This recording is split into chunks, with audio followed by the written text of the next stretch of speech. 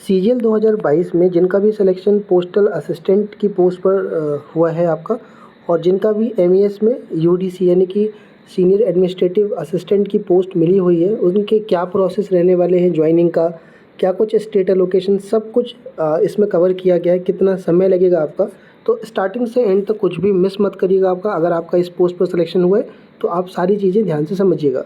तो पहला काम आप ये करिए कि जिनका भी पीएएसए की पोस्ट पर सिलेक्शन हुआ है, आप अपना ग्रुप ज़रूर ज्वाइन करके रखिएगा। पोस्ट वाइज जो ग्रुप है उसका लिंक अगर आपको नहीं मिल रहा है तो मेरा टेलीग्राम चैनल ज्वाइन करके रखिए। सैटरडे संडे तक जितनी भी पोस्ट है सभी का मैं कंबाइन करके वहाँ पर पिन कर दूँगा, और अगर आप सर्च करोगे टेलीग्राम पे तो आपको मिल जाएगा। एटलीस्ट फर्स्ट काम तो आप ये करके रखिए। और आपकी जो रैंक है, देखिए आपकी एक एआईआर रैंक आई हुई है जो आपको एसएससी ने कंबाइंड पीडीएफ में दिया हुआ है। उसके अलावा एक आपको अलग से उस ग्रुप में आपको कैटेगरी वाइज और आपकी पीए में कितनी रैंक बन रही है, पोस्टल डिपार्टमेंट यानी पीएएसए वाली पोस्ट पर क्या रैंक बन रही है, उसकी एक सेपरेट आपको रैंक लिस्ट मिल जाएगी। तो वही आपके लिए काम का है। जो एसएससी की जो रैंक है उससे अब आपका लेना देना नहीं है। तो एटलीस्ट पहला ये जो चीज़ है ये करके रखिए। अगर आपको ग्रुप नहीं मिल रहा होगा, पैनिक मत होइएगा, मैं आपको जल्द ही जल्द प्रोवाइड करा दूँगा। एक बार पहले हम शॉर्ट में एक बार स्टेप स्टेप देख लेते हैं, फिर मैं आपको सारे वो दिखाऊंगा कि किस तरह का डॉक्यूमेंट्स आता है और कैसे उसको भेजना होता है। सबसे पहला जो चीज़ होगा वो आपका सबसे फर्स्ट स्टेज में कि जो आपकी मिनिस्ट्री है, डिपार्टमेंट ऑफ पोस्ट है, वो आपसे स्टेट का ऑप्शन मांगेगा। कैसा होता है वो स्टेट ऑप्शन, क्या कुछ उसमें रहता है, मैं आपको अभी उसका अटैचमेंट दिखाता हूँ।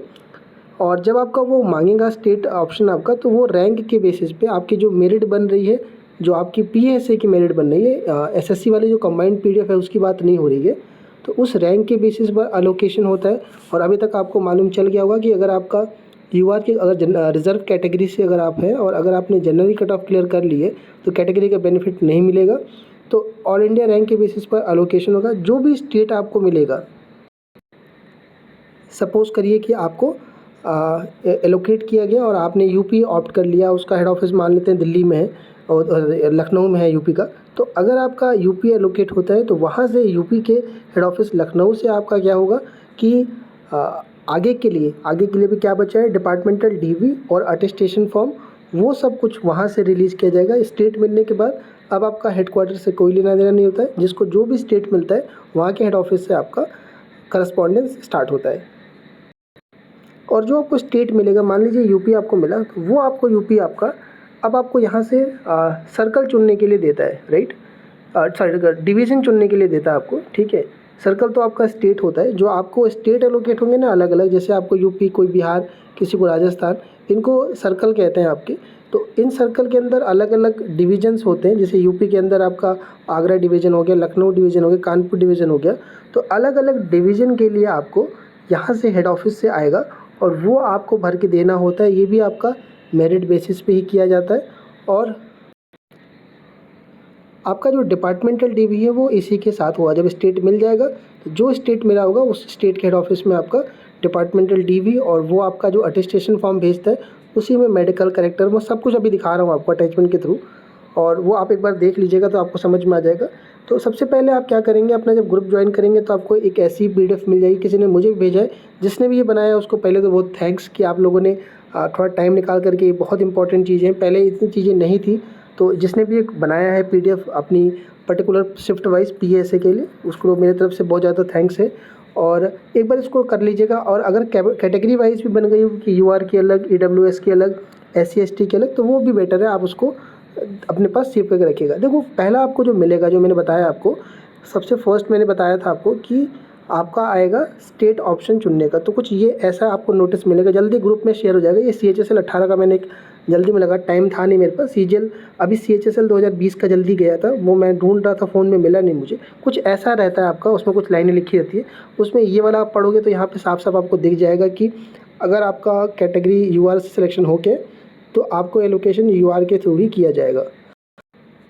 इसमें आपको लिखा हुआ है कि आपको ईमेल करना है। आपके सारे जो ऑप्शंस हैं वो इस तरह से, कुछ ऐसा आपका एक फॉर्मेट रहता है। यहाँ पर आपकी फ़ोटो चिपकानी होती है और आपको नंबर 1 2 3 अपने स्टेट के ऑप्शन देने होते हैं। स्टेट का ऑप्शन कैसा, जैसे ये देख रहे हो, ये CHSL 18 का है। ध्यान रखिएगा कि अगर आपको नंबर 1 पे मान लीजिए दिल्ली चाहिए तो नंबर 1 पे दिल्ली डाल दीजिए, नंबर 2 पे हरियाणा चाहिए, 3 पे उत्तराखंड। आप ऐसे करके यहाँ पर आपके पास 23 ऑप्शन रहे आपको ऐसे ही देगा फॉर्मेट और आपको अपने हिसाब से भरना होगा स्टेट। अब इसमें एक रहता है कि सर मुझे क्या मिलेगा नहीं मिलेगा, आपको ये सब कुछ छोड़ के अपने जो डिज़ायर्ड स्टेट है वो भरिएगा।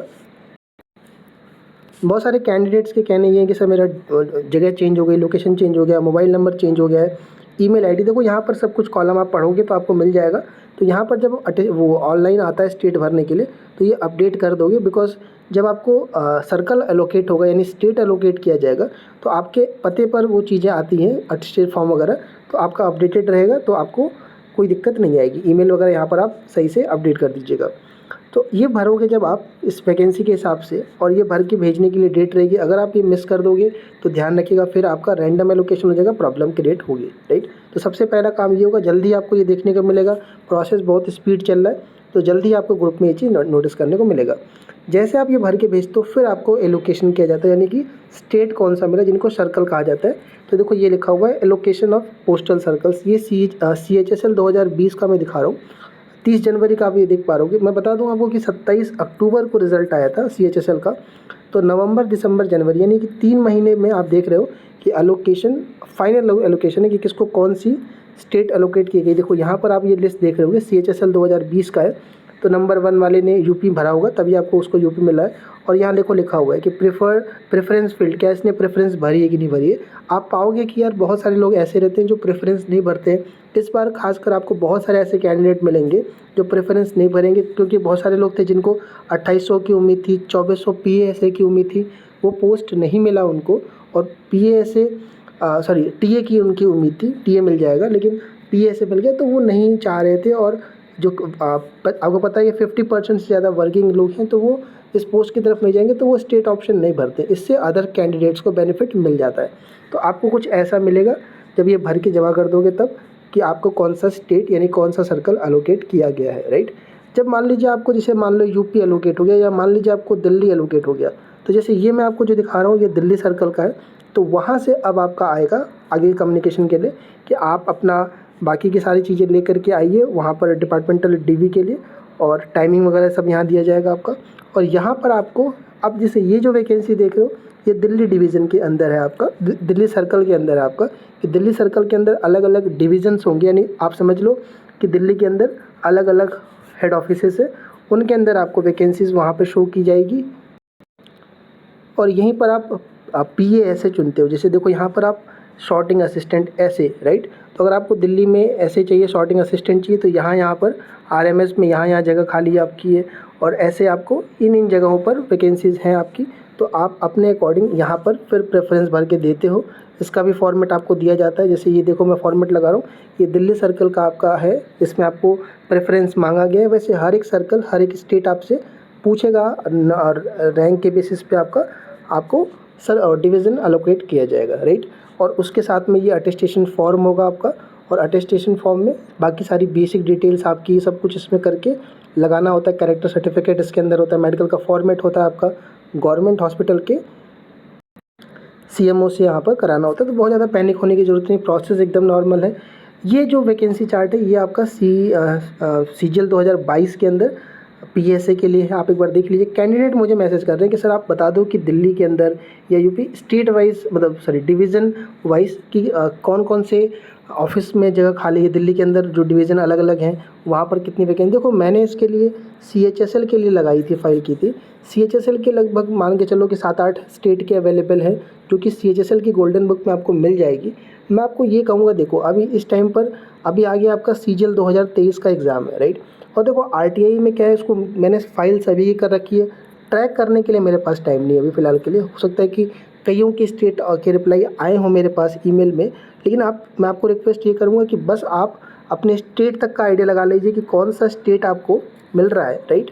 और आप ये मान के चलिए कि जब स्टेट मिल जाए, सारा खेल स्टेट मिलने तक का होता है। जब आपको स्टेट मिल जाता है तो फिर आपको अपना डिस्ट्रिक्ट या नियर टू डिस्ट्रिक्ट डेफिनेटली मिल जाएगा। इसमें आप बिल्कुल भी दिमाग मत लगाइए, क्योंकि ये पोस्ट ऐसी है जबकि हर डिस्ट्रिक्ट से यानी हर डिवीज़न से सीटें निकलती हैं आपकी। तो इसीलिए आप परेशान ना होइए, क्योंकि बहुत ज़्यादा टाइम खर्चा करोगे आगे की, क्योंकि इस पोस्ट पे आप इसको दिमाग में रख लीजिए, बैठा लीजिए कि एज अ करियर इसको नहीं बनाने वाले हो, इसको ज़िंदगी भर नहीं करने वाले हो। तो बस ये है कि एक पोस्ट, एक जॉब मिल गई है आपको, इसको दिमाग में बस इतना रख लीजिए और आप प्रोसेस समझ करके आगे मूव कर जाइए। देखिए ये जो मैंने लगा रखा है आपका, ये PAS आप देख पा रहे होंगे कि CHSL के लिए मैंने लगा रखी थी, और ये आपका बिहार डिवीज़न बिहार सर्कल के लिए आपका है।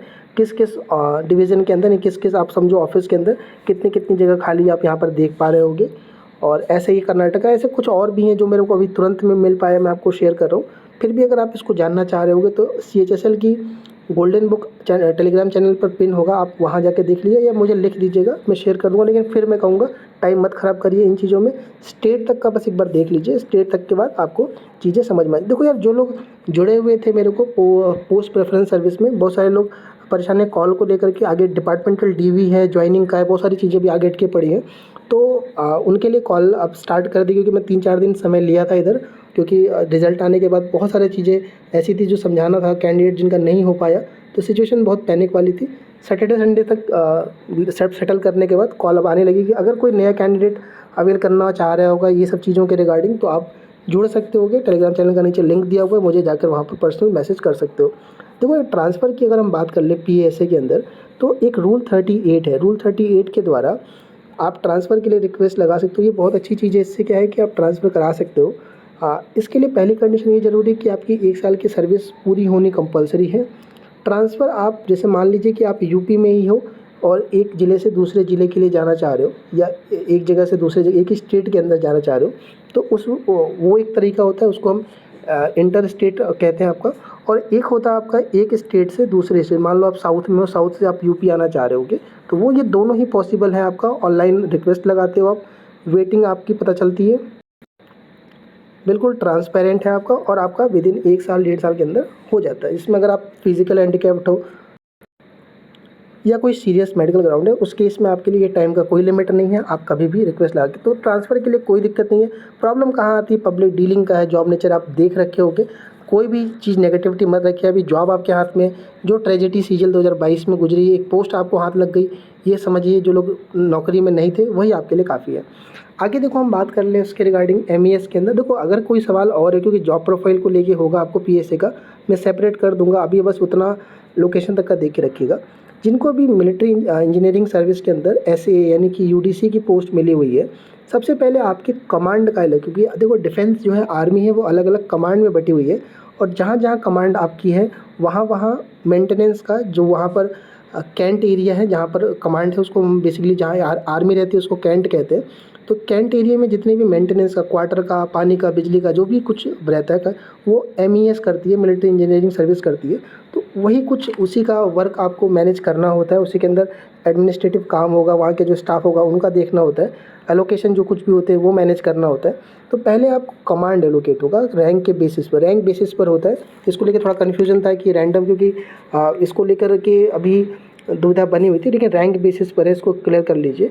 और जो भी कमांड आपको मिलेगा, राइट, वही आपको अटेस्टेशन फॉर्म जारी करेगा, और ये आपको मेल के द्वारा और बाई पोस्ट के द्वारा, दोनों के द्वारा आपको मिलेगा आपके एड्रेस पर, राइट। जो भी कमांड आपको मिलेगा, राइट, उस कमांड में अलग अलग ऑफिस होते हैं, राइट, मैं आपको अभी समझाऊंगा अच्छे से। और आपका पहले तो आपका डिपार्टमेंटल DV है, उस कमांड के हेड ऑफिस में होगा। सेंट्रल कमांड, मान लो आप सेंट्रल कमांड का हेड ऑफिस लखनऊ में है, तो लखनऊ में आपको आकर के यहाँ पर अपना DV और बाकी सारा जो कुछ मेडिकल अटेस्टेशन फॉर्म जमा करना होगा। जब आप लखनऊ, मान लो जैसे सेंट्रल कमांड का हेड ऑफिस यहाँ आकर के जमा करा लेते हो आप, तो उसके बाद देखो यहाँ पर कई सारे ऑफिस हैं। यहाँ पर GE का ऑफिस है आपका, STA का ऑफिस है आपका, कई सारे ऑफिस हैं इनके अंदर छोटे छोटे। तो उसमें कौन से ऑफिस में आपको रखना है ये वो डिसाइड करेगा आपका हेड ऑफिस, राइट। तो हो सकता है आपको यहाँ मेन ऑफिस में रख ले, या फिर आपको छोटे जो रीजनल ऑफिस है, छोटे आसपास वाले, वहाँ रख दे आपका, तो वो डिसाइड करता है आपका। देखो पहले मैं आपको बता दूँ, ये आपका अटेस्टेशन वो स्टेट चुनने के लिए आ गया। आपको 6 कमांड जो है यहाँ पर, वो 6 कमांड के आपको सीरियल वाइज बना करके देने हैं। आपको नंबर 1 पे कौन सा चाहिए, दूसरा, तो उसी हिसाब से रख लीजिएगा। नाम, रोल नंबर, आपका post rank, mobile number, email ID ध्यान से भरिएगा, क्योंकि ईमेल करेंगे आपका, बाकी सारा कुछ वो ध्यान रखिएगा। अब इसमें कन्फ्यूजन है कि कौन सा कमांड क्या, तो जो आपका वेस्टर्न कमांड है उसका हेड ऑफिस पड़ता है आपका चांद मंदिर पंचकुला, और जो सेंट्रल कमांड है आपका वो लखनऊ, उसका हेड क्वार्टर है आपका, इसका मेन ऑफिस लखनऊ में है, और इसके रीजनल ऑफिस है लखनऊ में ही 4-5 ऑफिस है। कैंटोनमेंट बहुत बड़ा होता है, जो खासकर जो कमांड होते हैं वो काफ़ी बड़े एरिया में होते हैं आपके, और वहाँ पर जितने सारे वो क्वार्टर्स होते हैं, क्वार्टर काफ़ी होते हैं आपको, क्योंकि हर एक आर्मी पर्सनल को क्वार्टर एलोकेट किया जाता है। और आप देखोगे आकर के कि क्वार्टर के साथ साथ बहुत सारे कंस्ट्रक्शन के काम हो रहे हैं जो MES आपका कर रहा है, राइट। ईस्टर्न कमांड का हेडक्वार्टर कोलकाता के अंदर, सदर्न कमांड का पुणे के अंदर है, नॉर्दर्न कमांड का जम्मू कश्मीर के अंदर है, और साउथ वेस्टर्न कमांड का राजस्थान के अंदर है। अब इसमें एक सवाल ये हुआ कि सर मान लीजिए मुझे ये मिल गया, नॉर्दर्न कमांड मिल गया आपको, या सदर्न कमांड मिल गया मेरे को, तो क्या मैं वहाँ से इसमें आ सकता हूँ कि नहीं आ सकता हूँ? या फिर मेरे को मान लीजिए लखनऊ ही मिल गया सेंट्रल कमांड, तो क्या मैं यहीं रुका रहूँगा? देखो, ट्रांसफ़र इसमें होता है, और ट्रांसफ़र में फ़ीमेल को कहते हैं, ऐसा है कि फ़ीमेल में ऑफिस विदिन 40 किलोमीटर 50 किलोमीटर हर 3 साल के बाद ट्रांसफ़र कर देते हैं। लेकिन जो मेल कैंडिडेट होते हैं उनका कमांड भी चेंज होता है, ये ध्यान रखिएगा। तो ऐसा नहीं है कि फ़िक्स जॉब एक बार आप पा गए तो हमेशा लाइफ टाइम के लिए रहेगा, लेकिन ये है कि अभी स्टार्टिंग में तैयारी के लिए टाइम मिल जाएगा आपको। टाइम का देखो ये है कि ऑफिस टू ऑफिस वेरी करता है, कुछ ऑफिस में काम है, कुछ में नहीं है, लेकिन मैनेजेबल है, आप कर सकते हो, कोई दिक्कत नहीं है। आपको क्वार्टर एलोकेट हो जाएंगे, आपको क्वार्टर भी इसके थ्रू मिल जाता है आपको, तो वो कोई प्रॉब्लम नहीं है, क्योंकि मेन इनका क्वार्टर का ही रहता है। बात कर लेते हैं जॉब टाइमिंग, क्योंकि इसको लेके बड़ा कन्फ्यूजन है। देखिए, सोमवार से शनिवार, क्योंकि मेरे ऑफिस में 2 बंदों ने ज्वाइन करा है इसको छोड़ करके भी, इसके पहले LDC ही थे वो CHSL के थ्रू। तो ये टाइमिंग जो है उनके, लखनऊ का मैं बताऊँ, मेरे ऑफिस के पास में ही ऑफिस है इसका, बगल में ही है, कैंट का सारा वो देखता है हमारा वो मेंटेनेंस का। तो जो टाइमिंग है उसका वो 8 से 3 बजे तक का है वहाँ पे, यहाँ लखनऊ की मैं बताऊँ। और सैटरडे संडे भी, सॉरी, मंडे से लेके सैटरडे तक का रहता है आपका। कुछ ऑफिस यहाँ पर ऐसे हैं, जैसे कि 1-2 ऑफिस के नाम मुझे भूल रहे हैं, जहाँ पर आपका बुधवार और शनिवार को हाफ डे का वर्क होता है, मतलब आधे दिन काम होता है, राइट। और मैंने बताया आपको जैसे कि जो भी बिजली, पानी और सड़क, जितना भी कुछ कैंट एरिया, आर्मी एरिया के अंदर होता है, उसमें कोई भी नगर निगम वगैरह का कुछ भी नहीं रहता है। उसमें सारा कुछ जो कंस्ट्रक्शन करते हैं, क्वार्टर का सबसे बड़ा रोल रहता है, वो सारा कुछ MES के ही बंदे आते हैं। जो भी ऑफिस होता है, जो भी कुछ काम होगा, वो जो उसमें काम करने वाले लेबर होते हैं वो ज़्यादातर कॉन्ट्रैक्ट बेसिस पे होते हैं, लेकिन जो एम्प्लॉई होते हैं वो SSC JEE के थ्रू आते हैं बहुत सारे लोग, राइट। तो ये चीज़ें आपका है, और फिर भी कुछ कन्फ्यूज़न रहता है आप मुझे लिखिएगा, और कोई भी डाउट है तो मुझे आप टेलीग्राम पर लिखिए। पेड कंसल्टेंसी के लिए आप मुझे मैसेज कर सकते हो टेलीग्राम पर इनबॉक्स में।